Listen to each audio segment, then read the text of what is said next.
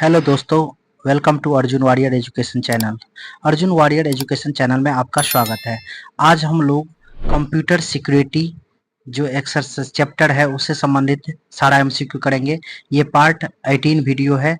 इसमें total top 52 question करेंगे जो आने वाले सभी एग्जाम के लिए जिसमें कंप्यूटर पूछा जाए उसके लिए अति महत्वपूर्ण होगा। देखिए पहला क्वेश्चन क्या कर रहा है। ऐसी प्रणाली जो कंप्यूटर में डाटा का उपयोग या उसमें कुछ परिवर्तन करने की अनुमति प्रदान करती है उसे क्या कहते हैं? तो उसे कहते हैं system access control. System access control जो वायरस के द्वारा होता है।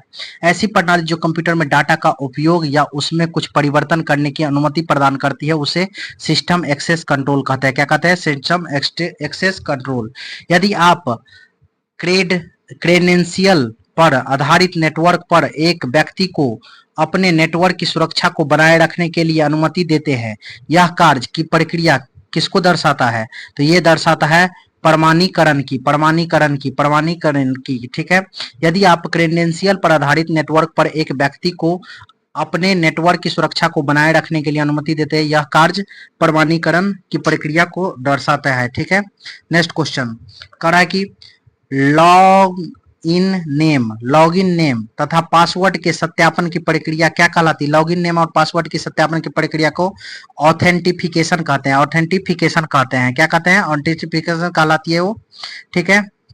नेक्स्ट क्वेश्चन देखिए, संदेश को उसके अस्तित्व सहित छुपाने की कला क्या कहलाती है? संदेश को उसके अस्तित्व सहित छुपाने की कला को हम क्या कहते हैं? तो स्टेनोग्राफी। संदेश को उसके अस्तित्व सहित छुपाने की कला को स्टेनोग्राफी कहते हैं। ठीक है। सुनिश्चित करता है कि सूचना को किसी अवैध व्यक्ति द्वारा इस प्रकार तो बदला नहीं गया कि उसे वैध उपयोगकर्ता भी न पहचान सके। कौन ये सुनिश्चित करता है? ये सुनिश्चित करता है आपका एकीकरण। कौन सुनिश्चित करता है? एकीकरण सुनिश्चित करता है आपको कि सूचना को किसी अवैध व्यक्ति द्वारा इस प्रकार तो बदला नहीं गया है कि उसे वैध उपयोगकर्ता भी न पहचान सके। एकीकरण उसका पुष्टि करता है। ठीक है। कह रहा है कि निम्न में से कौन सा डाटा इनक्रिप्टेड डाटा होता है? इनमें से कौन सा डाटा? तो ये होता है साइफर टेक्स्ट। कौन सा डाटा इनक्रिप्टेड डाटा होता है? Cipher text. किसी फाइल को इंस्क्रिप्शन करने का मुख्य कारण हो क्या है? किसी फाइल को इंस्क्रिप्शन करने का मुख्य कारण है इसके संचरण को सुरक्षित रखना। कोड को सांकेतिक शब्दों में बदलना क्या कहलाता है? कोड को आप सांकेतिक शब्दों में बदलते हैं उसे इंस्क्रिप्शन कहते हैं। साइबर आक्रमण के किस स्रोत में प्रोग्राम को डाउनलोड करने से पहले स्कैन करना आवश्यक है? साइबर आक्रमण के किस स्रोत में प्रोग्राम को डाउनलोड करने से पहले स्कैन करना आवश्यक है? तो ये है आपका 2 और 3 दोनों में, मतलब ईमेल अटैचमेंट और डाउनलोडेबल प्रोग्राम्स 2 और 3 दोनों में, ईमेल अटैचमेंट और डाउनलोडेबल प्रोग्राम्स दोनों में ये चीज होता है। कह रहा है कि यह शब्द वायरसों, worm, Trojan horse, attack applet तथा अटैक स्क्रिप्ट को वर्णित करता है। यह क्या कहा जाता है? इसे क्या कहते हैं? तो इसे हम कहते हैं मालवेयर।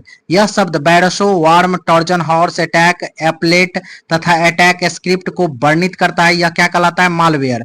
कंप्यूटर वायरस है। कंप्यूटर वायरस क्या है? तो कंप्यूटर वायरस आपका एक कंप्यूटर प्रोग्राम है। कंप्यूटर वायरस क्या होता है? एक कंप्यूटर प्रोग्राम होता है। ये कितने बार ये क्वेश्चन पूछा है? वायरस का क्या फुल फॉर्म? वायरस का फुल फॉर्म बहुत बार पूछा है। इसका फुल विस्तारित रूप क्या होता है? तो वायरस का विस्तारित रूप whittle information resource under seize. Whittle information resources under seize होता है वायरस का फुल फॉर्म।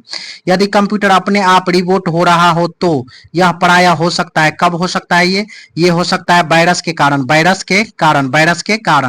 कह रहा है कि आपके कंप्यूटर में वायरस पहुंचने का सर्वाधिक सामान्य तरीका क्या है? तो ईमेल खोलने से आपके कंप्यूटर में आसानी से वायरस पहुंच जाता है। ठीक है। सामान्य तरीका है ये।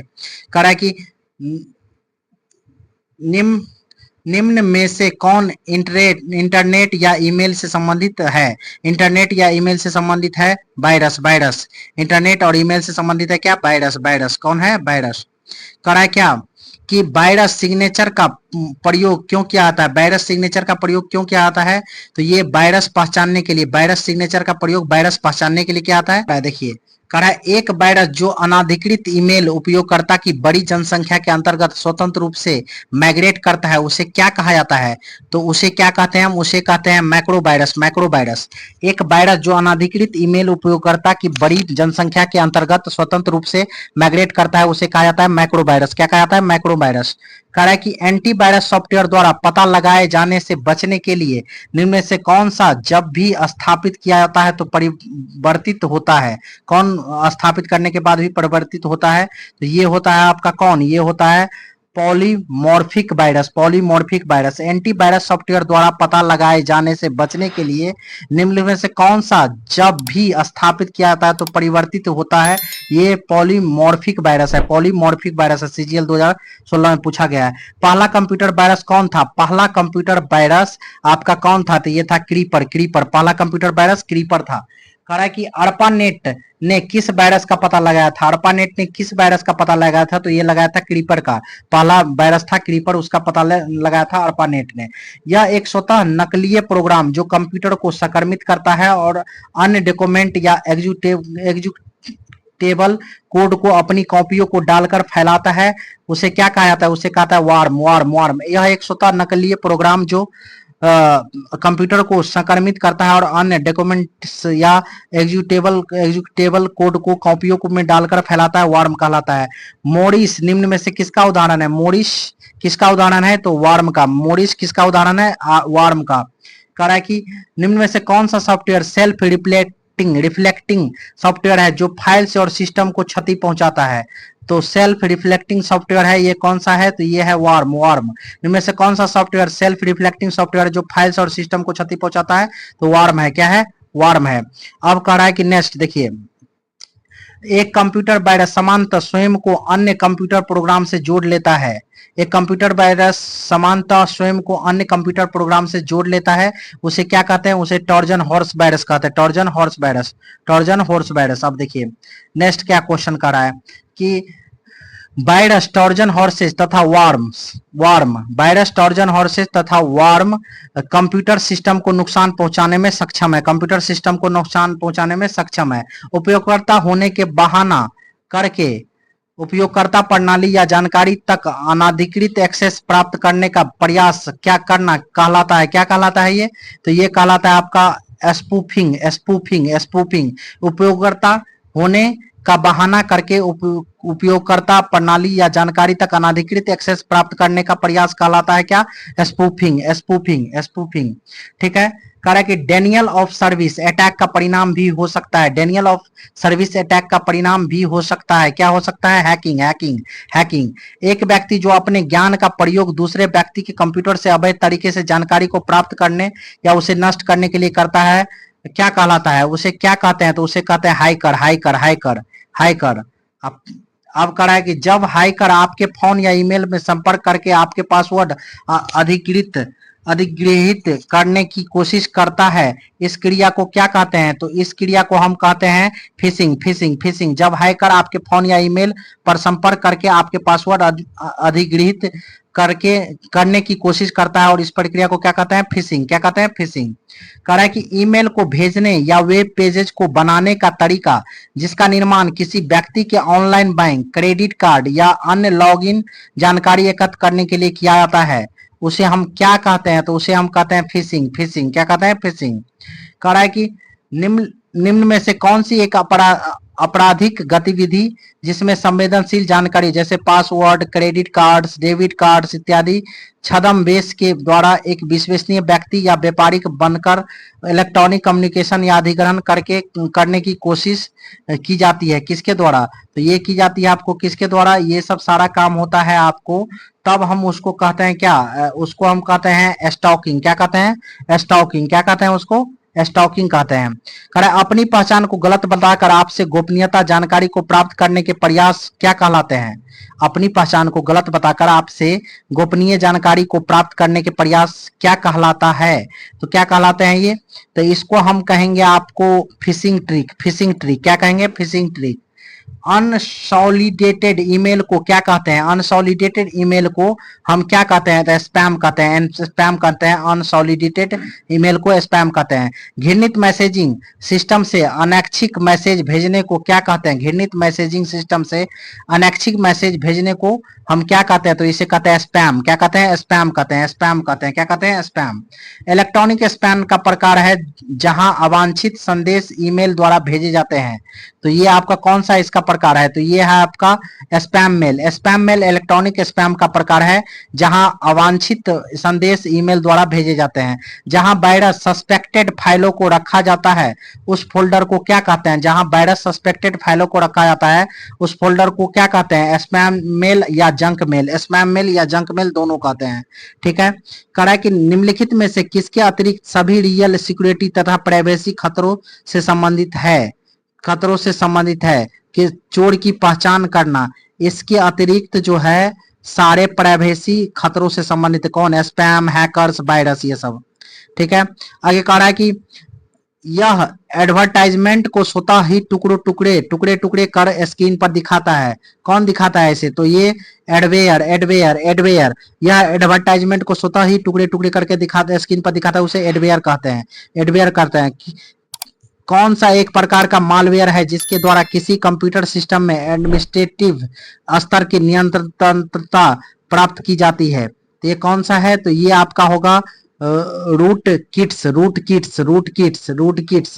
गैर कानूनी प्रतिलिपि और सॉफ्टवेयर का वितरण करना क्या कहलाता है? गैर कानूनी प्रतिलिपि और सॉफ्टवेयर का वितरण करना हम क्या कहते हैं उसको? इसको कहते हैं software piracy. Software piracy. Trade macro एक है। ट्रेड मैक्रो क्या है? ट्रेड मैक्रो एंटीवायरस प्रोग्राम है। ट्रेड मैक्रो एक एंटीवायरस प्रोग्राम है। Trade macro. ठीक है। एक एंटीवायरस है क्या?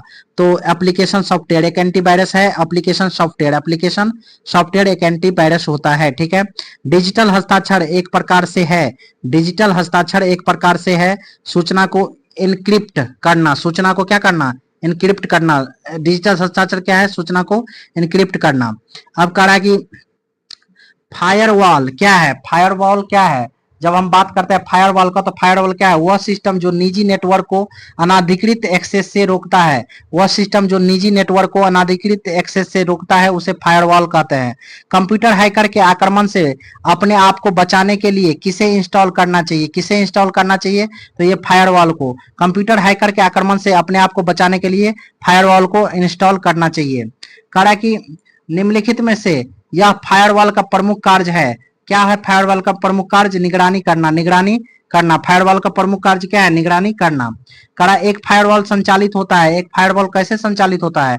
तो ये संचालित होता है आपका, एक फायरवॉल संचालित होता है कैसे? तो एक फायरवॉल संचालित होता है पैकेटों और को नेटवर्क से या में जांचना तथा नेटवर्क ट्रैफिक को नियंत्रित फिल्टरिंग करवाना, ये इससे होता है आपका एक फायरवॉल।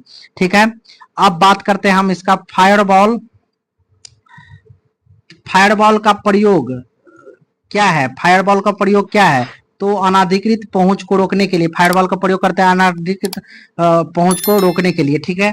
निम्नलिखित में से कौन सा संख्या और अल्फाबेट्स का संयोजन जो यूजर अकाउंट्स को एक्सेस करने में के लिए यूजर नेम का उपयोग करता है?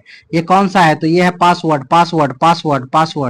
कह रहा है कि कोडिट प्रविष्टियां जिनका प्रयोग कंप्यूटर सिस्टम को एक्सेस करने के लिए किया जाता है क्या कहलाता है? तो ये कहलाता है आपका पासवर्ड। करा कि निम्न में से फाइल एक्सेस की किस परमिशन में उपयोगकर्ता को फाइल के कंटेंटों को रिमूव या बदलाव करने की अनुमति होती है? तो ये किस में होती है? ये होती है राइट परमिशन। कुछ विशिष्ट एप्लीकेशन जैसे फाइल ट्रांसफर प्रोटोकॉल निम्न में से किस में सम्मिलित होता है? एफटीपी फाइल ट्रांसफर प्रोटोकॉल किस में सम्मिलित होता है? तो निम्न में से किस में सम्मिलित होता है? ये होता है application gateway. Thank you for watching. अगर आपको ये वीडियो पसंद आया हो तो लाइक कीजिए और ऐसे ही वीडियो के लिए हमारे चैनल को सब्सक्राइब कीजिए। Thank you for watching.